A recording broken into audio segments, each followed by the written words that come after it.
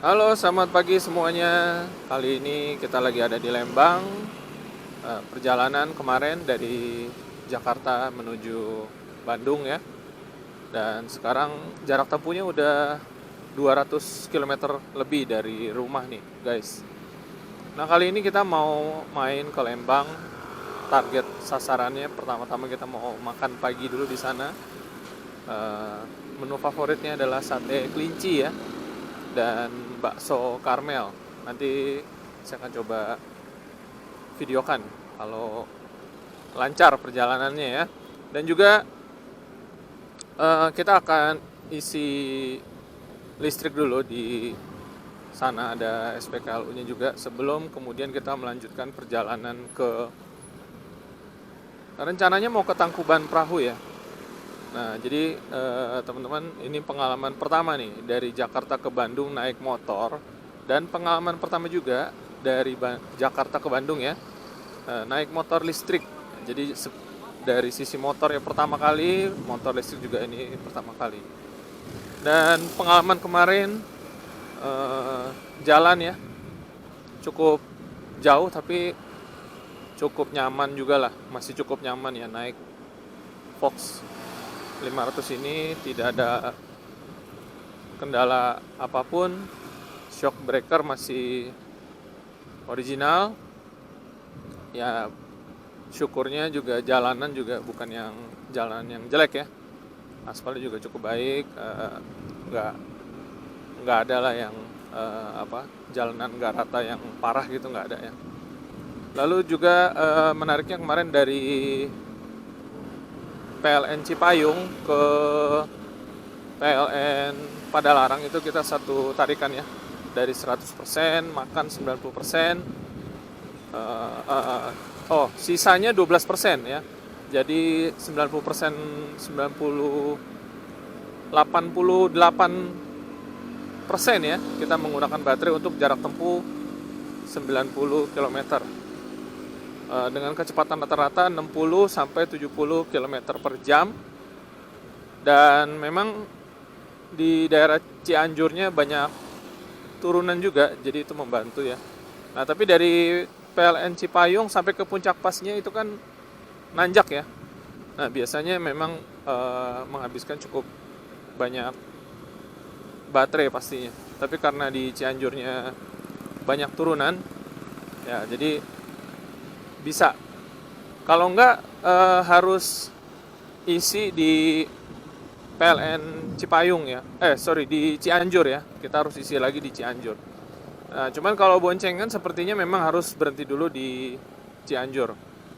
Perjalanan 90 km nonstop itu termasuk perjalanan terjauh saya saat ini ya, yang nggak pakai ngisi. Biasanya ngisi lagi tuh kalau udah jarak tempuh sekitar 60 km.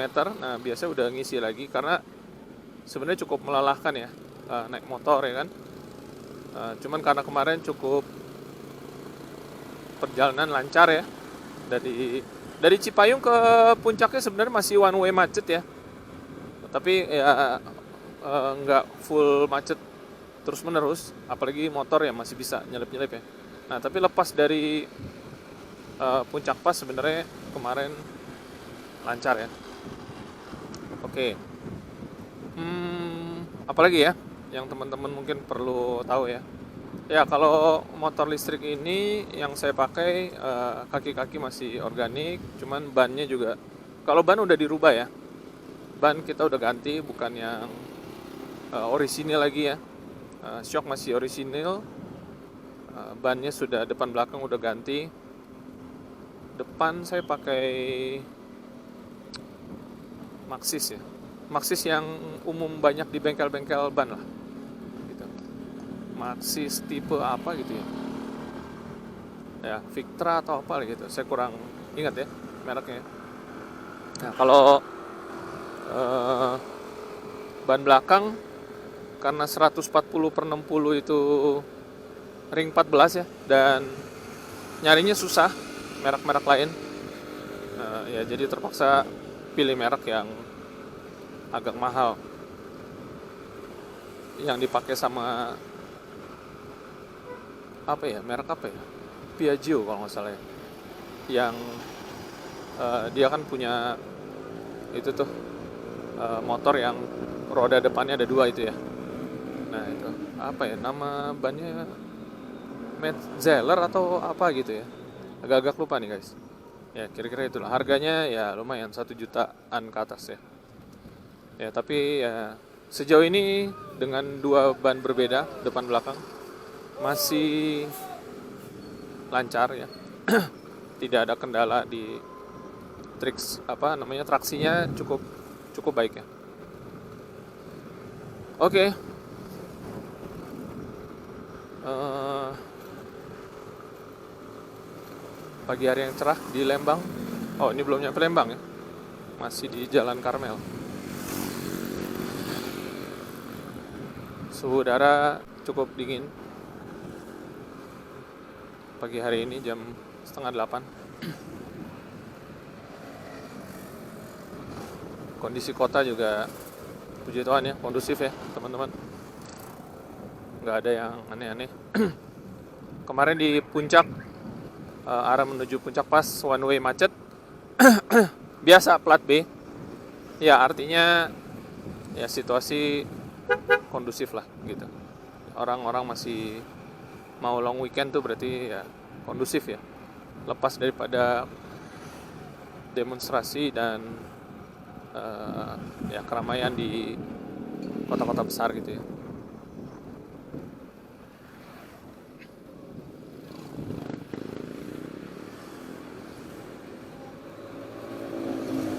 Belum ada tanda-tanda macet ya arah ke Lembang. Ini yang pasti plat B juga udah mulai banyak. Plat B itu biasanya mobil sih kalau ke Bandung. Motor saya jarang lihat plat B itu rame-rame di Bandung. Kalau di puncak biasa ya.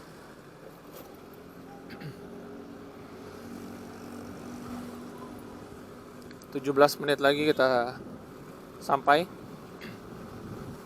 Oh, saya juga udah joknya ya, jok Fox 500 ini saya udah ganti ya. Busanya sih ya, yang kita permak. Rangkanya sama. Ya dibuat lebih empuk dikit lah, supaya kalau perjalanan jauh masih bisa ada empuk-empuknya gitu ya. Pakai latex ya. Termasuk sarung joknya juga ya harus diganti.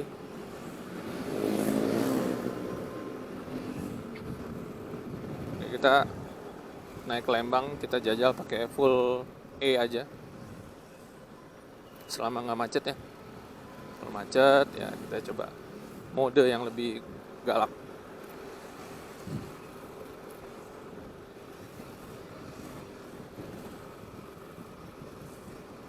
Ya kalau selama menggunakan motor listrik, saya udah pakai yang model swap, yang tukar baterai gitu ya. Lalu juga Fox Air, Fox 500. Ya buat teman-teman yang suka touring gitu ya, ya memang harus cari yang baterainya agak besar ya. Buat saya baterainya Fox Air dan Fox 500 ini masih terbilang cukup oke lah. Meskipun banyak pro dan kontra pasti ya. Ada yang saya maunya pakai motor listrik kalau jarak tempuhnya bisa 200 km, kalau 300 km, kalau 500 km ya oke sih. Tapi ya selama ini saya pakai yang jarak tempuhnya kayak kemarin ya, 90 km dari Cipayung ke Padalarang ya, meskipun memang ada turunannya juga yang membantu gitu ya. 90 km aja udah capek sekali loh guys. Butuh istirahat badan kita ini gitu kan. Ya jadi sebenarnya saat ini baterai yang segini-segini nih menurut saya sih ya masih proper lah. Karena sambil ngecas kita sambil istirahat gitu. Dan kita bisa ukur kalau tiap 60 km kita ngisi lagi. Sebenarnya kita setiap kali ngisi tuh nggak perlu yang harus sampai 100%. Minimal ya kalau mau lari 60 km itu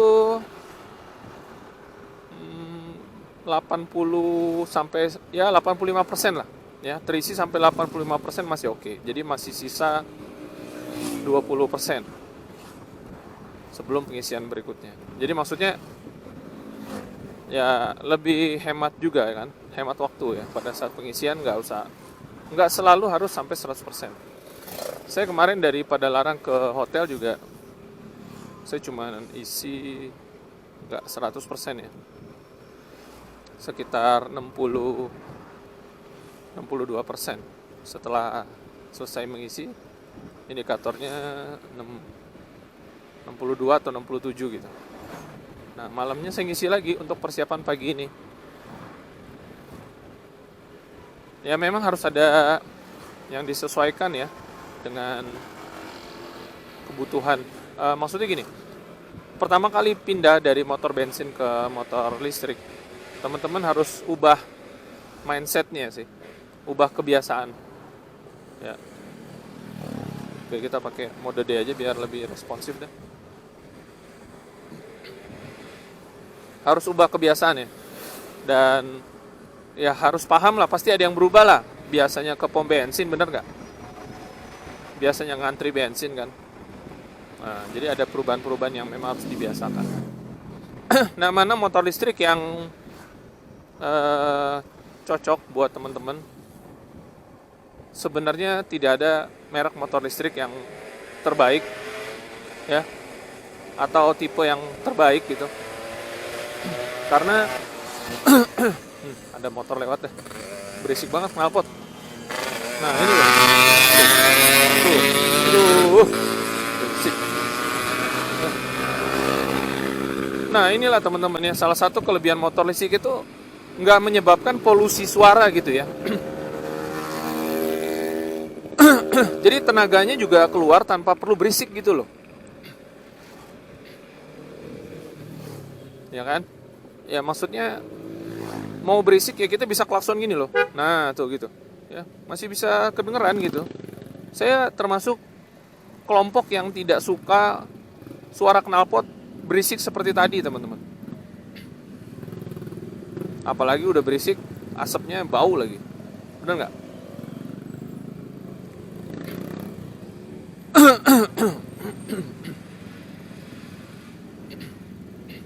Jadi memang kalau motor listrik kita nyaman gitu loh, getarannya nggak ada ya. Nah ini berisik lagi di belakang, ini pasukan konvoy nih, mau lewat. Saya tuh yakin mau knalpot berisik itu awal-awalnya itu adalah karena mereka tuh malas klakson, jempolnya tuh malas gerak gitu loh. Makanya berisik gitu loh, dengan alasan ya supaya safety. Apanya yang safety? Safety itu bukan dari karena berisik, tapi karena gaya kita berkendara gitu loh, ya kan? Paham nggak kita sama kebutuhan orang lain dalam menggunakan jalan juga? Kita tengok kanan kiri nggak?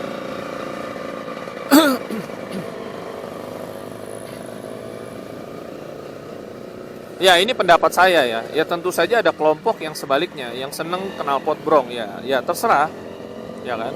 Ya secara prinsip yang suka pasti akan dukung, yang nggak suka pasti akan komplain seperti saya gitu loh. Dan yang suka knalpot brong nggak bisa protes kalau kita orang protes knalpot yang berisik kayak gitu loh, karena mengganggu telinga.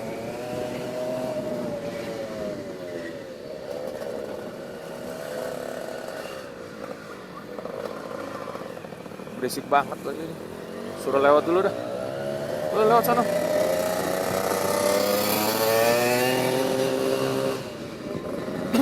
Bau lagi. Waduh. Parah bener.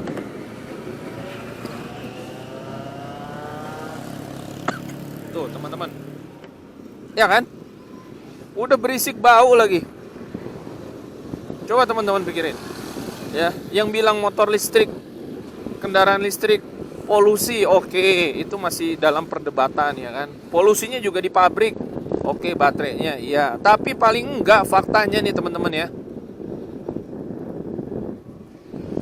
Faktanya nih, enggak ada asap kita di jalan gitu loh. Enggak ganggu orang di sekitaran ya. Jadi kita nih, ya ini saya jadi agak emosi sedikit. Ya kan? Ya coba teman-teman dah rasain sendiri deh. Berisiknya knalpot kayak tadi gitu loh. Apalagi kalau teman-teman sama-sama naik motor gitu ya. Asapnya itu coba teman-teman tadi bisa rasain sendiri di udara pagi yang segar begini ya kan. Nah belum lagi kalau ada orang ngerokok di jalan gitu loh, naik motor ngerokok, waduh itu bahaya punya itu. Asapnya udah bau tuh, lihat asap itu polusi teman-teman. Coba kayak kita gini, nggak ada polusinya, ya kan? Jadi sudahlah, udah selesai. Sekarang bayangin semuanya motor listrik nih, coba senyap sekali, ya kan? Nggak ada asap knalpot, bener nggak? Kita masih punya klakson, nah, atau yang orisinil, nah, kita masih ada, dan masih ada lampu juga. Jadi nggak ada alasan orang pakai knalpot demi safety itu omong kosong gitu loh. Ayo saya ajak berdebat deh, ayo. Bolehlah kita berdebat soal apakah knalpot brong itu memang alasannya untuk safety. Nah, ayo. Dan apakah kalau nggak pakai knalpot brong itu nggak safety? Nah, ayo. Saya yakin banyak yang sependapat dengan saya gitu loh. Oke, nah balik lagi ke motor listrik teman-teman. Ya, ke bahasan kita tadi. Jadi teman-teman, motor listrik tuh nggak ada yang terbaik nomor satu, tuh nggak ada. Ya, yang ada adalah yang sesuai dengan kebutuhan masing-masing. Ya, teman-teman di kota, ya nggak ada nanjak-nanjak gini nih, misalkan nih, ya kan? Di Jakarta misalkan, pakainya hanya dari rumah ke kantor pulang lagi. Nah itu teman-teman bisa pilih tuh, banyak pilihan tuh. Yang baterainya kecil, yang jarak tempuhnya kurang dari 100 km masih cocok, udah nggak? Nyampe kantor colok, ya kan? Nah nanti minta orang kantor untuk sediakan colokan, dipresentasikan gitu loh ke kantornya, pasti mau kok mereka, ya kan? Apalagi yang memang merek-merek motor listrik yang ya yang speknya 2000 watt ya, 2000 watt ke bawah itu charger bawaannya juga biasanya 5 ampere, 10 ampere, ya kan? Nah itu bisa dari pagi nyolok, pulang udah, atau jam istirahat juga udah penuh, ya kan? Atau ya pulang penuh. Kalau 5 ampere rata-rata ya tergantung baterainya juga ya teman-teman ya. Ya nanti lihatlah spesifikasi masing-masing.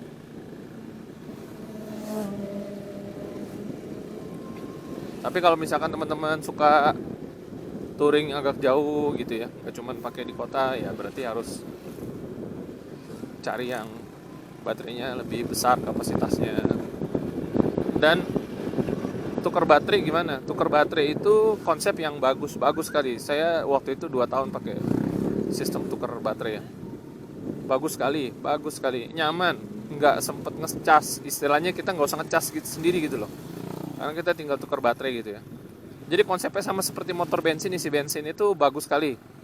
Hanya saja tantangannya adalah di manajemen baterainya itu sendiri. Di perusahaan, bagaimana titik-titiknya disediakan, stok baterainya dipelihara, dipastikan tersedia. Itu tantangannya, itu yang susah gitu. Karena kalau enggak, ya, baterai itu akan langka, baterai jadi rebutan.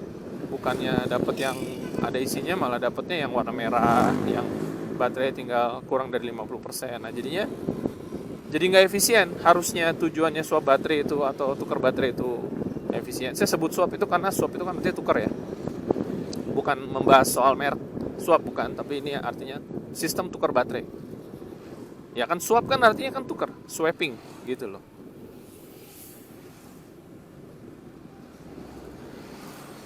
Oke. Nah, ya saya pernah pakai smooth dengan sistem yang namanya swap itu pernah. Tapi kan secara konsep aja, maksudnya tukar baterai gitu loh. Ya kan, mau dia pakai swap, mau SGB atau apapun. Nah, itu kendala yang harus dipikirkan gitu ya. Nggak tahu sekarang seperti apa. Ya, mudah-mudahan ya semua merek tukar baterai itu sudah punya pengalaman yang baik untuk bisa mengantisipasi agar tidak terjadi kelangkaan baterai untuk para usernya. Nah, cuman biasanya tetap rata-rata itu masih di 2000 watt ya, BLDC hubnya 2000 watt, mungkin 2500 mungkin 2500 nggak ada ya, adanya 2000 3000 biasanya. 1500 mungkin ada 1500 ya. Teman-teman yang lebih ngerti boleh cerita juga ya, saya mungkin salah gitu ya. Jadi yang saya tahu ada 2000 ya kan, 3000 watt, cuman rata-rata yang tukar baterai setahu saya 2000 ya. Hanya aja mungkin dari yang 60 volt naik ke 72 volt baterainya, jadi lebih tenaganya lebih keluar gitu. Oke. Bagus, sistem tukar baterai itu bagus buat teman-teman yang di kota nggak kemana-mana ya. Ya, cari yang jaringan baterainya banyak lah, nanti silakan studi sendiri ya. Itu ya. Tapi kalau misalkan merasa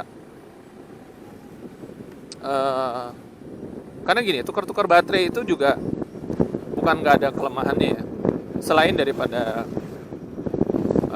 potensi terjadi kelangkaan baterai, juga kalau kita lagi jalan dari suatu titik ke titik gitu ya, A ke B, tujuan kita kemana gitu ya. Nah, kita mesti ya kayak isi bensin, kita mesti mampir dulu, kita keluar jalur gitu ya kan, karena kan rata-rata jarak tempuhnya 50 km mesti 40 lah ya. Yang kalau tukar baterai tuh paling aman tuh di 40 ya. Setelah 40 km tukar baterai. Maksimal 50 km tuh udah harus tukar baterai, teman. 40 50. Nah, kalau ngecas itu ya bisa dibilang lebih jauh sedikit ya. Kalau yang baterainya besar seperti Fox Air, Fox 500, 60 km kalau capek ngisi. Kalau enggak ya nunggu 90 km juga bisa, atau 100 km baru ngisi ya juga bisa juga. Cuman kan lebih nggak perlu keluar ya, lebih lama di jalan lah, untuk maksudnya lebih cepat nyampe kan, kira-kira gitu loh ya. Nggak perlu keluar rute, tetap dalam rute terus gitu loh ya. Lebih sedikit lah, ada masing-masing ada plus minusnya ya. Secara prinsip ya saya juga pernah pakai tukar baterai dan saya senang selama jaringan baterainya mendukung ya. Apalagi kalau nggak tahu ya, nah ini kayak Honda Cube ini ya, kalau benar-benar jalan ya bagus sekali ya, baterainya ada 2 kan ya kan. Nah, kalau dia bisa sistem tukar baterai begitu bagus sekali itu ya. Mungkin di masa depan lah ya ada ya. Sementara ini ngecas dengan ampere yang cukup besar untuk bisa menghasilkan waktu pengecasan yang lebih ringkas, sekalian istirahat badan, jadi pilihan yang proper dan masuk akal. Oke, kita udah mau sampai guys, kita stop dulu, nanti kita lanjut lagi. Oke guys, kita lanjutkan videonya ya. Tadi lupa bikin video kulinernya guys. Udah selesai makan sate kelincinya baru ingat. Oke, nggak apa-apa lah ya. Jadi ini sekarang kita mau lanjut ke pengisian baterai di Lembang sini ada ya, 900 meter di depan. Karena kita baterainya tinggal 71%, masih 71%, tapi kalau naik ke atas kan nanjak ya. Nah, jadi sebaiknya kita full 100% sebelum kita nanjak ke atas ke tangkuban perahu dan muter-muter di atas ya. Cari spot-spot bagus. Kita belok kanan. Oke, siapa di antara teman-teman yang udah pernah makan sate kelinci Lembang? Suka apa enggak? Coba boleh share di komentar ya. Ya, sate kelinci itu mirip ayam tapi dengan tekstur yang lebih lembut gitu sih. Cuman nggak tahu kenapa ya, kayaknya sekarang agak udah dulu tuh kayaknya banyak gitu ya, gede-gede gitu ya. Mungkin kelincinya lagi kecil-kecil kali sekarang ya. Dagingnya tadi agak ya gitulah. Jadi bumbunya tuh pakai bumbu kacang-kacang encer gitu. Lalu dikasih tapi campur kecap ya, kacang-kacang dikit campur kecap dan dikasih topping apa namanya? Topping bawang iris ya. Ya, seperti itulah.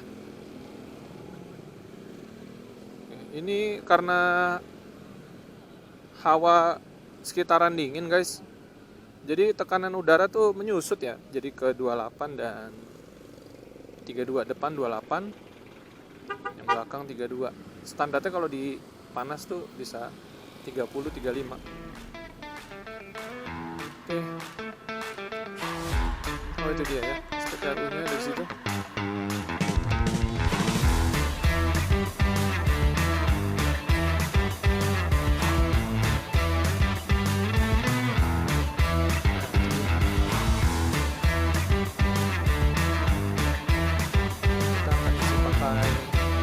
Part saja.